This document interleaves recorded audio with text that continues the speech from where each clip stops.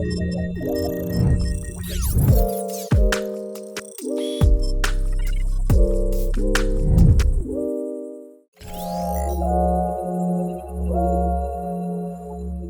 have biological metabolism and we have technical metabolism. And the technical metabolism is largely made up of technical materials. This is, I would argue, one of the more complex things that we have to talk about and make circular. And I would also say that the technical metabolism is a result of us existing as humans on the planet and interacting with the limited resources we have.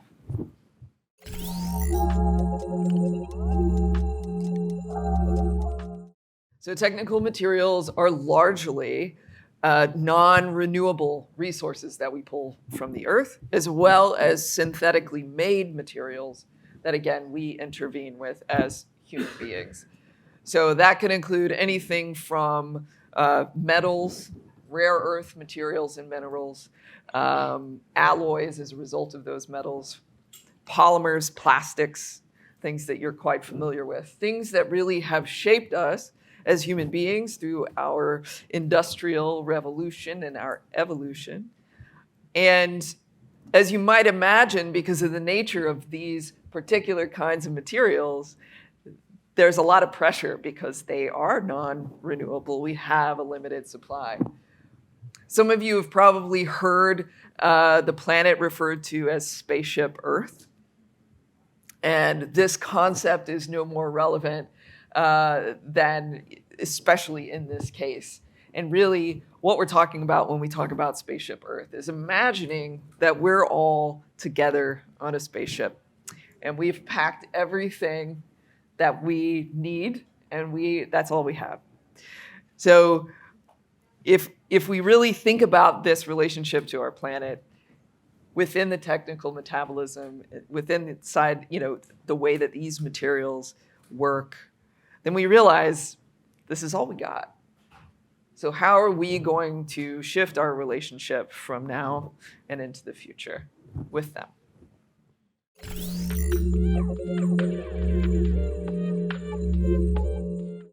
So the value chain I'm talking about, of course, my point of view here is specifically from the world of packaging and consumer packaged goods, things that we buy and interact with every single day. And the value chain I'm talking about is the packaging value chain. So a lot of us figured out what the supply chain was and got the terminology for that during the pandemic because we saw how fragile it was, how easy it was to be broken. And so when we think about the supply chain, this really is the movement of physical things from extraction in the earth through the processes into our hands as consumers and humans. The value chain is essentially the reverse of that. And it's much more ethereal. It doesn't run in quite an organized fashion as the supply chain does. By necessity, these are physical things moving from place to place. The value chain really has more to do with the ethereal things like design, creation, marketing, branding, our concept of why we buy things, and the things that influence us in buying things. So the value chain, essentially, you can think of it as running actually the other way, from what consumers demand to how brands respond, to how designers create, et cetera, et cetera. And so with technical materials, technical metabolism, this is a decidedly more complex value chain. Some of you have probably heard the term planned obsolescence.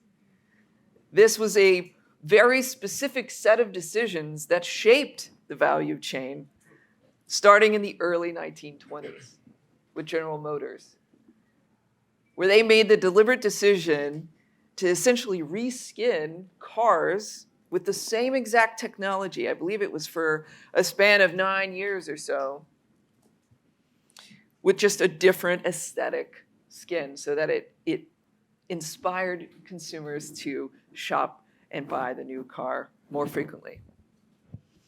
So because of this concept of planned obsolescence, the value chain inside of this hypothetical metabolism is incredibly complex.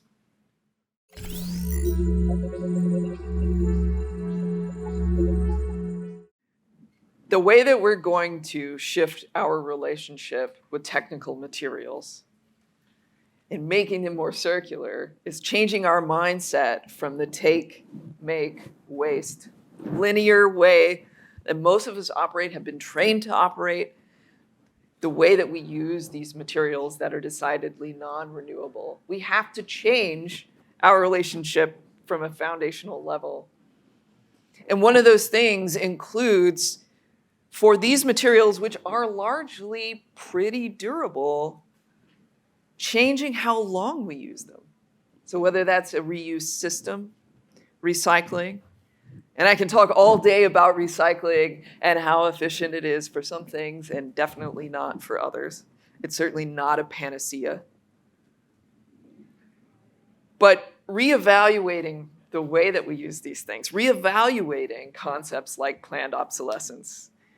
You've probably heard of some movements that are happening in this space around the devices that we use, the appliances that we use, something called right to repair. This is a very critical way, not the only way, but a very critical way to change our relationship from the take, make, waste to take, make, and continue to use for the life of its durability.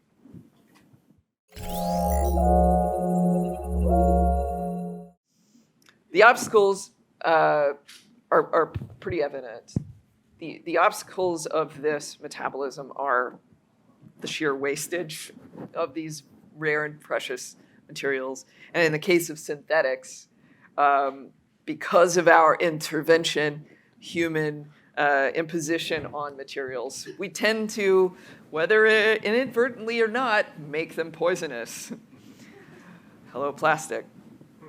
So there's a lot of, again, our relationship with these materials that cause real obstacles.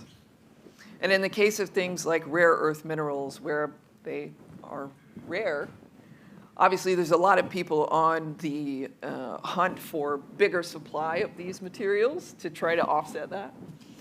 But realistically, how do we indeed solve that problem of, once they're in the economy, keeping them there?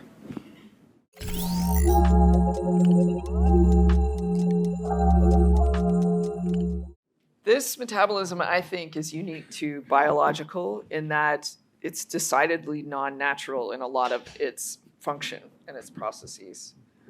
So I would argue a lot of what's happening with these materials in particular, and the way that we produce them, the way that we manufacture them, is actually acting counter to the climate crisis. However, I'm an eternal optimist. I think that's what keeps me powered through doing this work, which can be incredibly overwhelming and make me want to give up.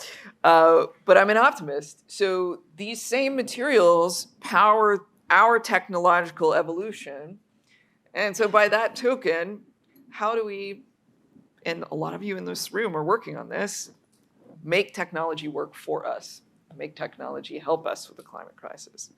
And so to me, that's one of the ways that we will contribute to solutions around the climate crisis. And again, I think looking at curbing so much extraction from the planet, because there's a lot of energy, a lot of, frankly, carbon footprint that comes from extracting these things in the first place. So the fewer times we can be extracting and mining, the more that we can keep them in the economy, the more we can help things, like the biggest crisis we face, which is the climate crisis.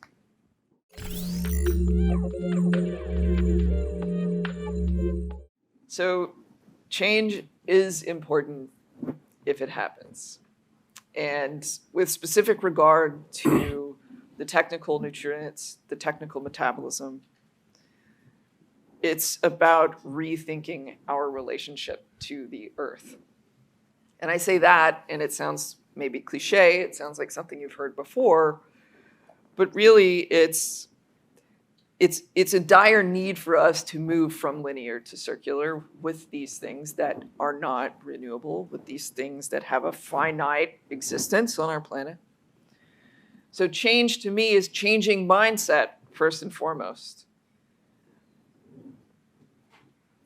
And from there, I believe once you change your mindset, you can start to set actions. And when it comes to our relationship to things like personal devices, do we need to own so many things? Do we need a new one every couple of years? Do we, it really is our relationship to the things that we buy. And when I was talking about the biological metabolism, I was also talking about this. But it's a distinctly different context, which is why they're more or less separate, but obviously related. So change is important if it happens. And more specifically to this, it starts with our mindset. Thank you.